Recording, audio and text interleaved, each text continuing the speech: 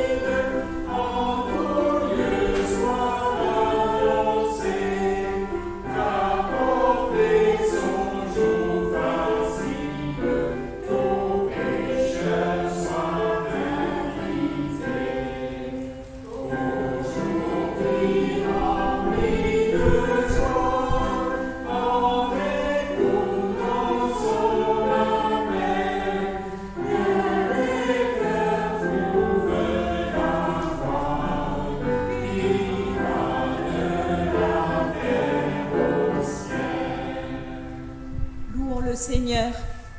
Seigneur, où que j'aille, je le sais bien, tu es le compagnon qui me tient par la main et me conduit. Sur cette route où je chemine, tu es mon soutien. À mes côtés, tu portes mon fardeau. En marchant, si je divague, toi tu me redresses. Tu as brisé mes résistances, ô Dieu. Tu m'as poussé en avant. Tous les êtres, tous les humains sont devenus mes frères et sœurs bien-aimés. Maintenant ta joie me pénètre et m'entoure. Je suis comme un enfant qui joue dans une fête. Amen. Et nous chantons au psaume 81, les strophes 1, 3 et 4.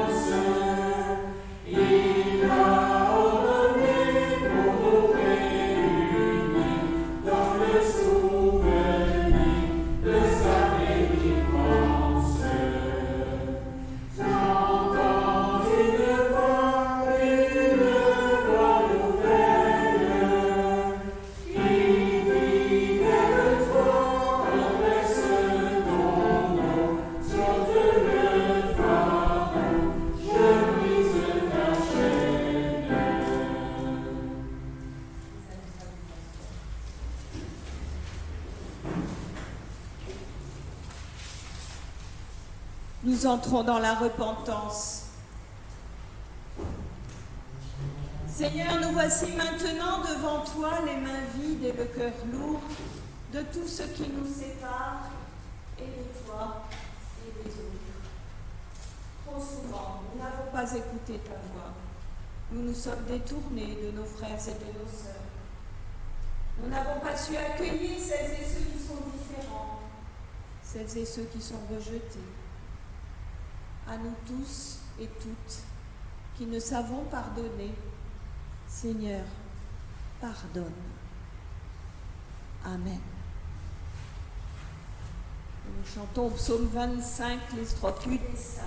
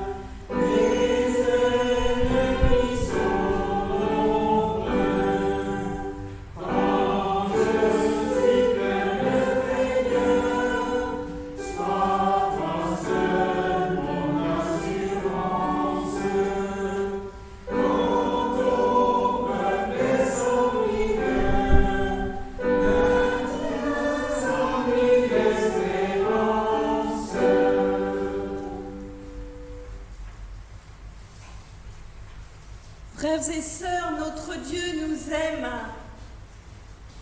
Nos péchés, il nous les pardonne. Son amour et sa grâce, il nous la donne. Pour recevoir cet amour, cette grâce, pour l'accueillir et pour en vivre, je vous invite à vous lever.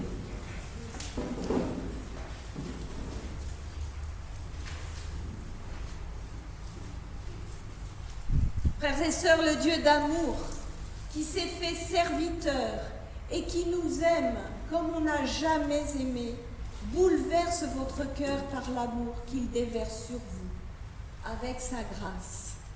Il vous donne sa vie nouvelle pour qu'on le reconnaisse dans l'amour que vous témoignerez à vos frères et à vos sœurs. Amen. Nous chantons au 622 les strophes 1 et 4.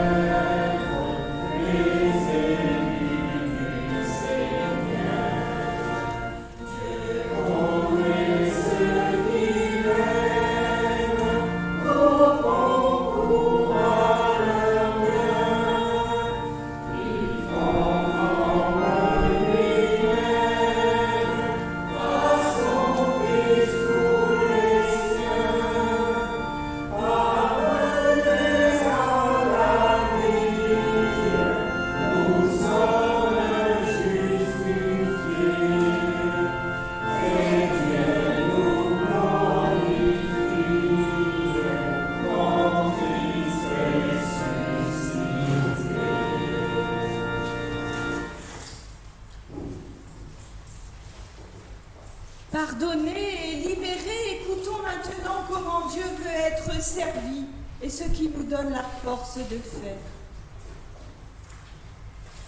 Qui attendons-nous? Jésus-Christ? À quoi nous attendons-nous?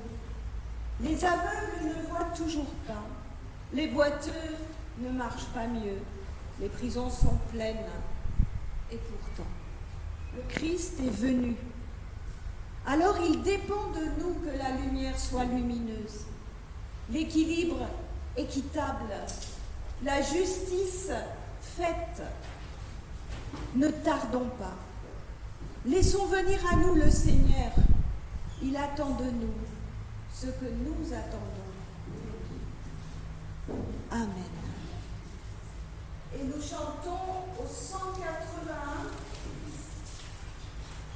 Cherchez d'abord le royaume de Dieu. Alors on dira, cherchez d'abord le royaume de Dieu, cherchez d'abord sa justice.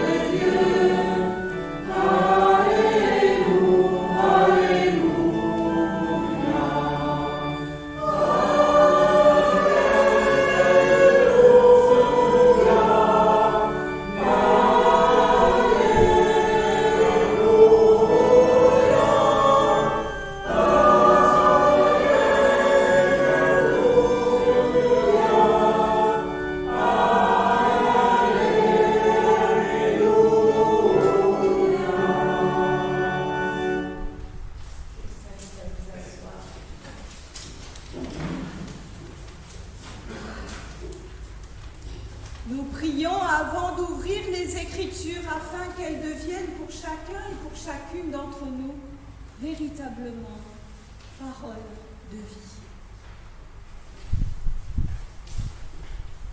Seigneur, au moment où nous allons entendre ta parole, garde-nous de nous croire arrivés, de nous croire possesseurs de la vérité, ta vérité. Rends-nous disponibles par ton esprit pour une recherche toujours plus profonde de ton évangile. Que jamais le passé ne nous enferme, mais que ton esprit nous mette en marche et fasse de nous de vrais enfants d'Abraham en route sur le chemin que Dieu leur a tracé. Amen.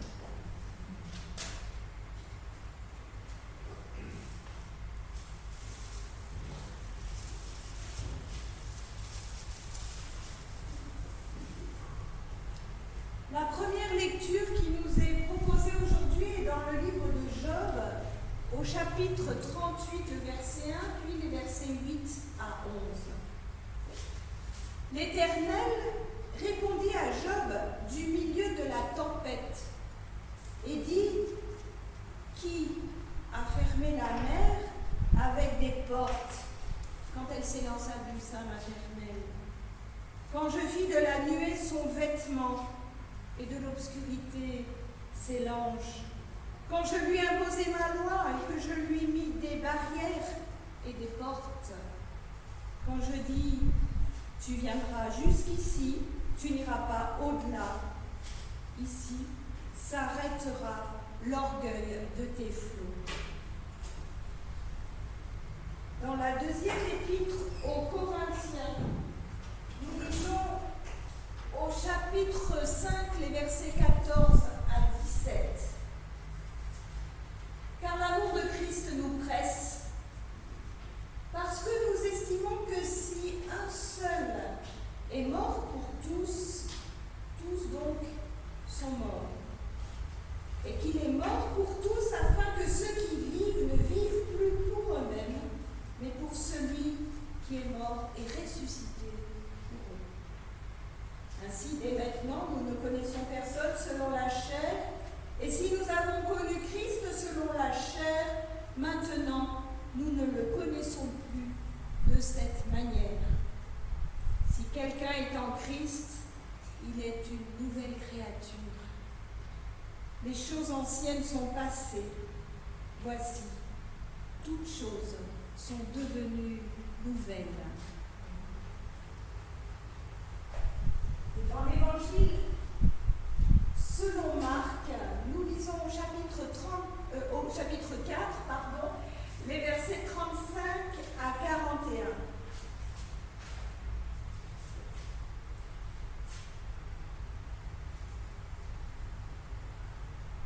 Ce même jour, sur le soir, Jésus leur dit « Passons à l'autre bord ». Après avoir renvoyé la foule, ils l'emmenèrent dans la barque où il se trouvait. Il y avait aussi d'autres barques avec lui. Il s'éleva d'un grand tourbillon et les flots se jetaient dans la barque au point qu'elle se remplissait déjà. Et lui, il dormait à la poupe sur un coussin. Ils le réveillèrent et lui dirent « Maître, ne t'inquiètes-tu pas de ce que nous périssons ?» S'étant réveillé, il menaça le vent et dit à la mer « Silence, tais-toi !» Et le vent cessa. Et il y eut un grand calme. Puis il leur dit « Pourquoi avez-vous ainsi peur? Comment n'avez-vous point de foi ?»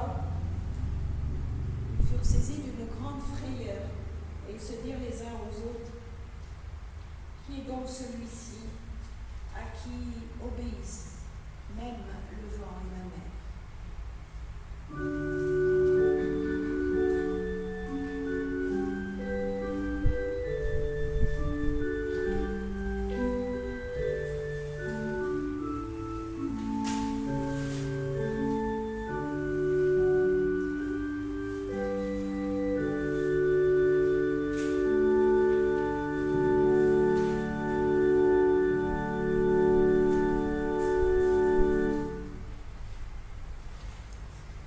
Frères et sœurs, le récit de l'Évangile qui nous est proposé aujourd'hui pourrait bien être vu comme l'illustration parfaite de la parabole que nous avons écoutée dimanche dernier, qui nous disait que la graine que nous avons semée pousse même quand nous dormons, comme une invitation donc à la confiance dans l'action de Dieu dans le monde, même en dehors de nous. Cette nuit-là, donc, les disciples et Jésus affrontent une tempête terrible, comme le lac de Galilée peut en connaître. Des tempêtes toujours à même de s'abattre brutalement, sans prévenir. Une tempête dont nos pécheurs, que sont les disciples, savent les risques qu'elle leur fait courir. L'heure est grave. On peut imaginer que chacun s'agite, écope, essaie de ramener la voile, de ramer, de diriger tant bien que mal la barque dans laquelle ils sont rassemblés au milieu des flots déchaînés. Et pendant ce temps, Jésus dort. Illustration parfaite d'une confiance inébranlable. C'est un nouveau degré dans la foi qui nous est montré là. La foi en tant qu'elle est confiance avant d'être croyance et adhésion à un contenu de foi. En effet, la parabole nous parlait de ce qui se produit quand nous n'agissons pas, quand nous sommes tranquilles, au repos. Ici, la situation est catastrophique Le danger est réel et immédiat, et Jésus dort. Nous découvrons que s'il peut être relativement facile d'avoir confiance quand la situation ne requiert aucune action particulière de notre part, quand nous imaginons bien que la vie peut se dérouler tranquillement, même si nous lâchons un moment la barre au cœur d'un danger vital, eh bien il en est évidemment tout autrement. Et c'est là que Jésus, justement, manifeste le plus de détachement, au point de déclencher une incompréhension totale, voire même de la colère chez ses compagnons. Jésus, nous le savons, n'est pourtant pas un être impassible. Il a manifesté à de nombreux passages dans nos évangiles ses émotions, irritation, colère, chagrin, inquiétude et désespoir même, au seuil de la mort. Mais là non, c'est le grand calme en lui. Sa confiance est totale. Autour de lui, en revanche, c'est le branle-bas de combat, c'est la panique. Jésus se lève alors et il lui suffit de quelques mots pour que le vent et la mer se calment. À croire que la panique avait peut-être contribué à aggraver la situation. Ce récit nous dit donc quelque chose de profond et de fondamental dans nos vies. Il nous raconte que le contraire de la foi, ce n'est pas l'incroyance, l'incrédulité, le doute, mais c'est la peur. Or, nous le savons bien, la peur a le pouvoir de transformer le monde en quelque chose d'encore plus terrible, d'encore plus terrifiant. En la laissant prendre le pouvoir sur nos pensées, nous regardons ce qui nous arrive ou ce qui nous menace comme le pire de ce qui jusque-là pouvait nous guetter. C'est contre cela que Jésus, dans nos évangiles, répète très souvent « ne crains pas ». Ici, il reproche à ses disciples d'avoir encore peur, alors même qu'ils le savent avec eux. Et notre récit nous dit encore aussi que c'est justement dans les tempêtes de nos vies que la foi s'éprouve véritablement. C'est au moment même de nos plus grandes peurs qu'il nous faut nous efforcer de découvrir la présence du Christ à nos côtés, même s'il y est endormi. Et je me dis que ce serait même plutôt bon signe finalement s'il était endormi, parce que cela signifierait que la situation n'est peut-être pas aussi désespérée qu'elle pourrait nous apparaître à première vue.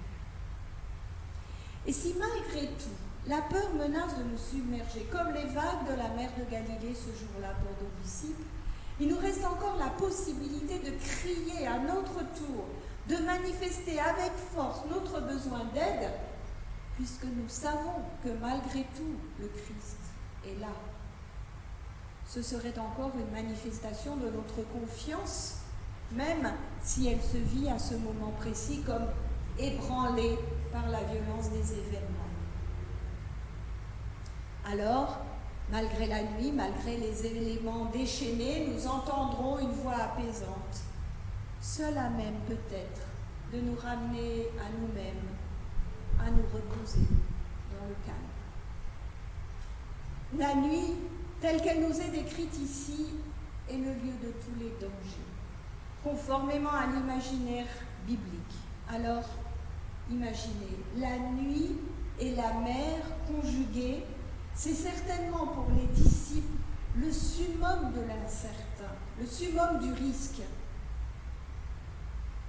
Mais n'oublions jamais toutefois que dans la littérature biblique, la nuit est aussi le lieu privilégié de la révélation divine. Un lieu paradoxal, un moment où Dieu vient nous rejoindre, vient rejoindre celui de ses enfants qu'il a choisi, alors même qu'il se trouve à ce moment-là dans une situation qui lui paraît critique. Nous pouvons espérer fermement qu'il en est de même pour nous aujourd'hui. Je devrais dire peut-être même nous pouvons croire fermement qu'il en est de même pour nous aujourd'hui. Au cœur même de nos plus grandes peurs, là où nos soucis se font le plus criants, là où nous sommes dans la plus grande fragilité, démunis devant ce que la vie nous projette à la figure, c'est sans doute là que nous sommes le plus réceptifs à cette présence aimante et apaisante qui nous rejoint.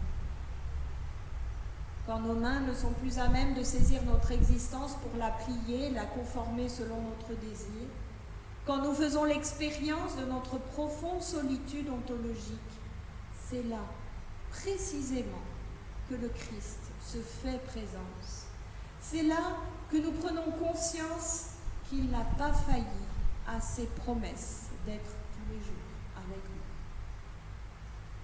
nous. Il est à même, et peut-être il est le seul à même, de calmer nos tempêtes intérieures, de sorte que, même si le monde autour de nous, les événements chaotiques qui nous effraient continuent de se déchaîner, la manière dont nous les recevons change radicalement. Nous pouvons reprendre la barre de nos vies pour affronter la tourmente.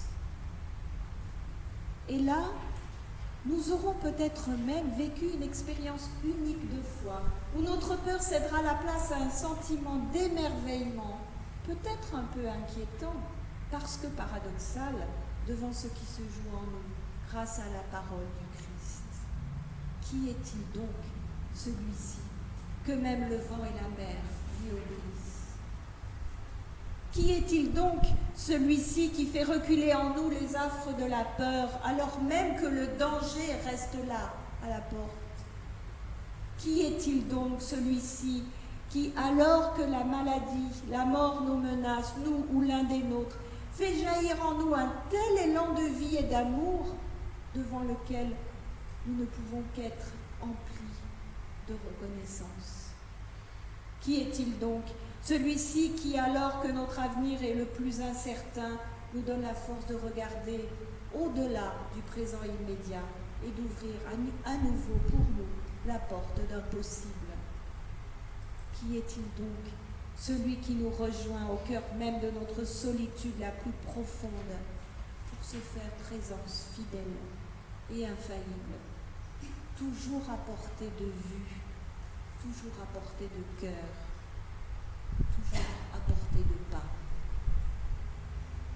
Qui est-il donc, celui qui, devant l'accélération menaçante de notre monde, nous invite à ralentir, à retrouver le goût de la marche paisible, de la méditation, de la prière et de la joie tranquille? Qui est-il donc, celui-là? Nous, qui sommes des disciples d'après Pâques, nous pouvons répondre à cette question, y répondre et décider d'en vivre. En effet, nous savons que cet homme-là, c'est le ressuscité, et il veut pour nous la vie. Ne crains pas, crois seulement. Amen.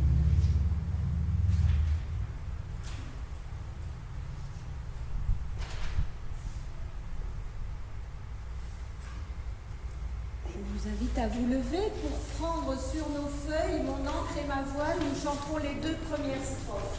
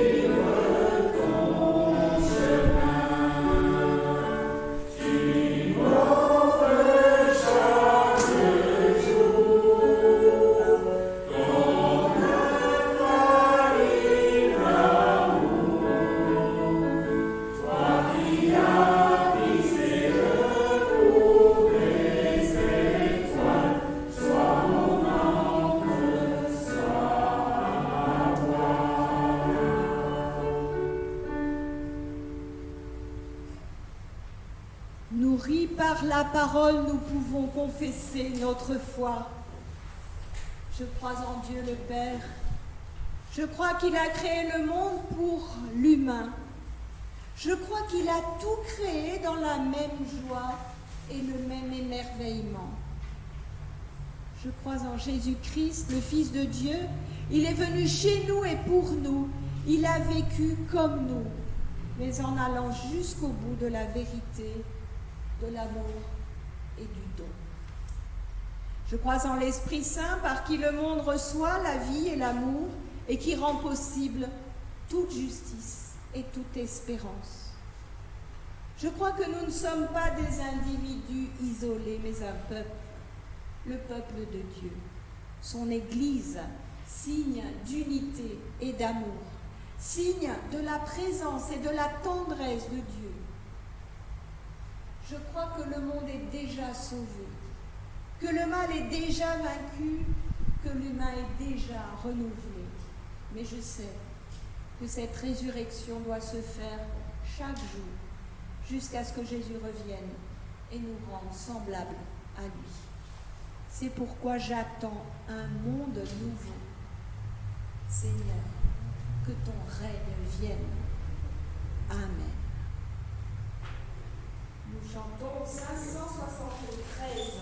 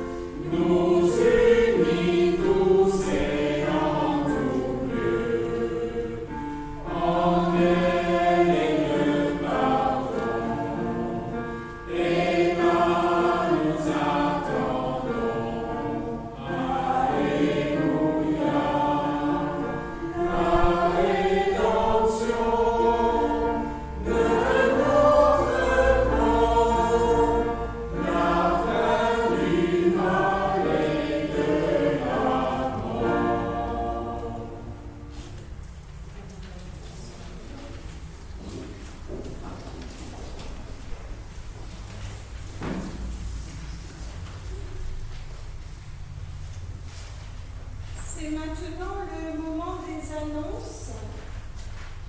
Alors, vous le savez peut-être, notre assemblée générale de notre association d'entraide aura lieu cet après-midi, après un repas partagé que nous prendrons ensemble pour celles et ceux qui le souhaitent.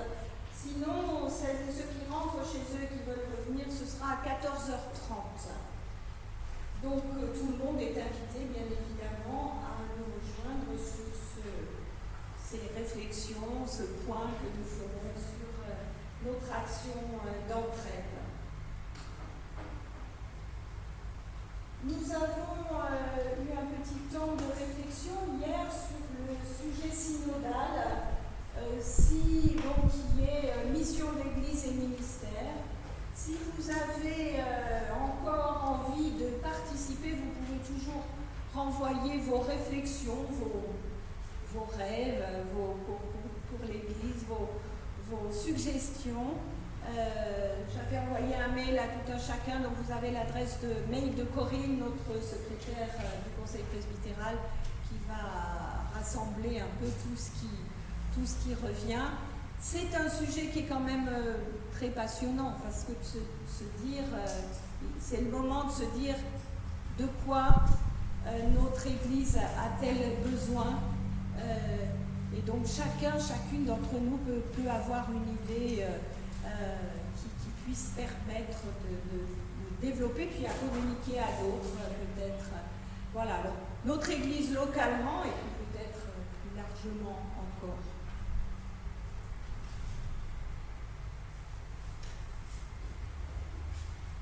Nous avons peut-être quelques nouvelles. Je vois que Laetitia est là et c'est un bonheur de te voir parmi nous. On sait que nous te portons dans la prière et dans nos cœurs aussi. Tous les jours, des nouvelles du petit Adam. Oui, je l'ai hier. Son papa était là, ici. Il est reparti cette semaine en urgence sur le joint. Ça va pas bien. Le traitement, le deuxième traitement. Oui. Donc ce petit garçon aussi que nous pouvons porter dans nos prières. Et puis je voudrais vous confier aussi à vos prières mon neveu Harvey, qui lui aussi est atteint d'un lymphome. Et donc voilà, 37 ans. Nous pouvons porter tout ce monde. Il y en a certainement d'autres. Il y a ma belle-fille opérée jeudi aussi de la veine cardaniste. Oui. Ça aussi. Oui, ça c'est des grosses opérations. C'est Et bien donc voilà, nous savons en tout cas que, bien évidemment, chacune dans notre entourage, nous avons des personnes qui sont malades, qui vont subir des interventions importantes, et donc c'est toujours important de pouvoir se réunir effectivement ou simplement spirituellement pour porter les uns et les autres dans la prière, vous rappeler de ce que nous ont dit, ce dont nous ont témoigné François, Bernard et Marie-Claire, combien dans les moments difficiles on ressent la force de la prière des autres et que ça aide à traverser ces fameuses tempêtes là, dont nous avons parlé aujourd'hui. Voilà, donc pour le repas, je voulais rajouter quand même pour le repas partage que nous aurons, si vous n'aviez pas prévu de rester mais que ça vous fait envie, il y a toujours moyen. Hein. Donc ça, c'est pas. Nous pratiquons la multiplication des pains avec une grande dextérité. Donc, puis il y a des boutiques à côté qui peuvent compléter si des fois on n'y arrivait plus si bien. Voilà.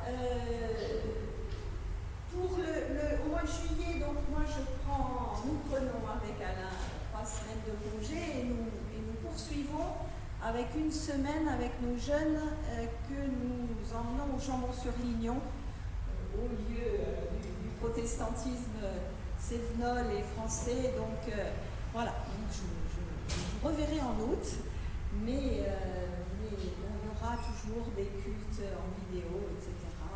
Voilà, la relève se fait. Quoi d'autre? Je crois que pour le moment, il n'y a pas de... Oui, c'est le moment de l'offrande. Cette offrande qui est Un moment aussi pour témoigner de notre reconnaissance envers les dons que nous recevons de la part de notre Seigneur.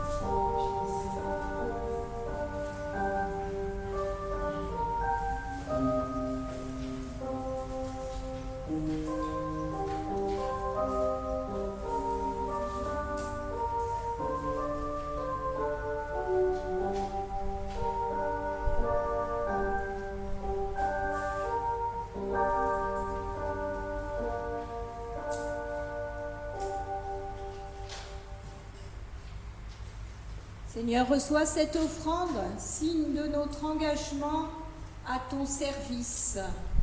Fais-lui porter les fruits que tu en attends pour notre monde et pour notre Église. Nous entrons dans l'intercession. Seigneur, au moment où nous tournons nos regards et nos cœurs vers ce monde qui est le nôtre, c'est une infinité de noms et de situations qui nous viennent aux lèvres. Nous voulons te confier celles et ceux dont la vie ressemble à cette barque des disciples ballottée par la tempête, au plus profond d'une nuit sans étoiles. Les malades, les personnes isolées, les personnes détenues, les endeuillés, celles et ceux qui sont sans emploi, celles et ceux dont l'avenir est incertain.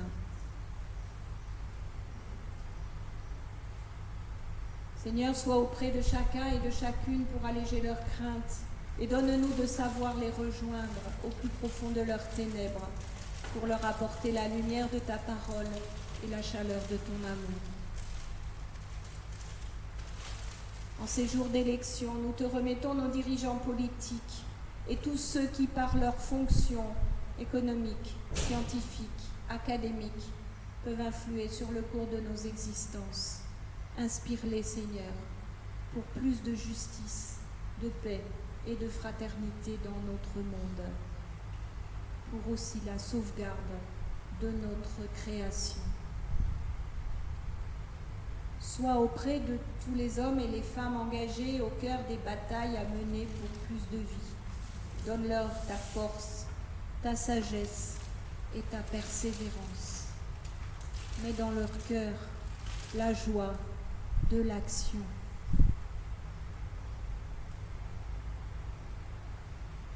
Dans le silence de nos cœurs, nous voulons te confier tout particulièrement celles et ceux que nous connaissons et dont nous savons combien ils ont besoin de toi.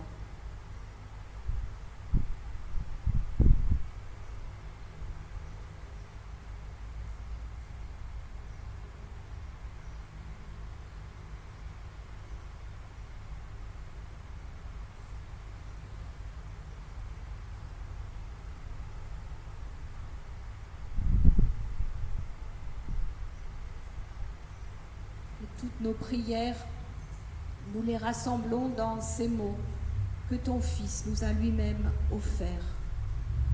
Notre Père, qui es aux cieux, que ton nom soit sanctifié, que ton règne vienne, que ta volonté soit faite sur la terre comme au ciel. Donne-nous aujourd'hui notre pain de ce jour.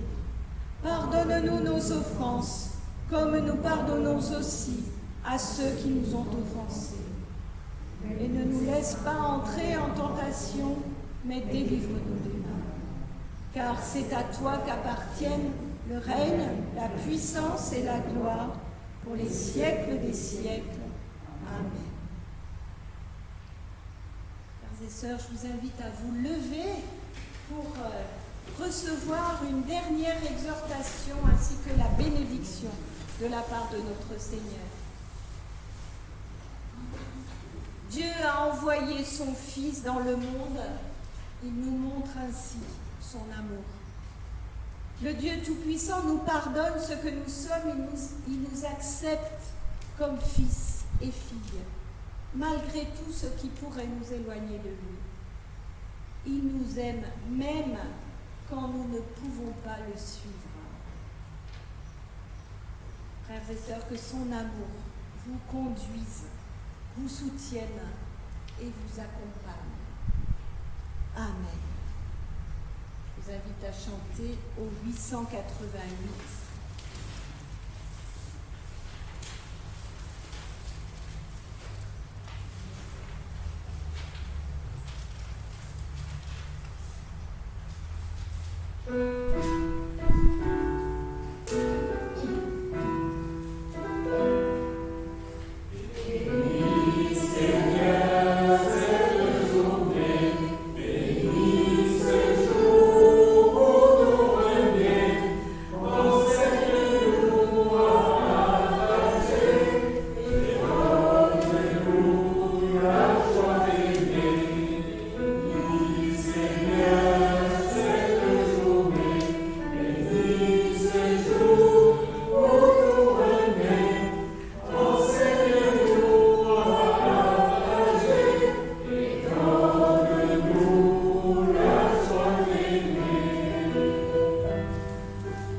Bon dimanche à tous et à toutes et bonne semaine.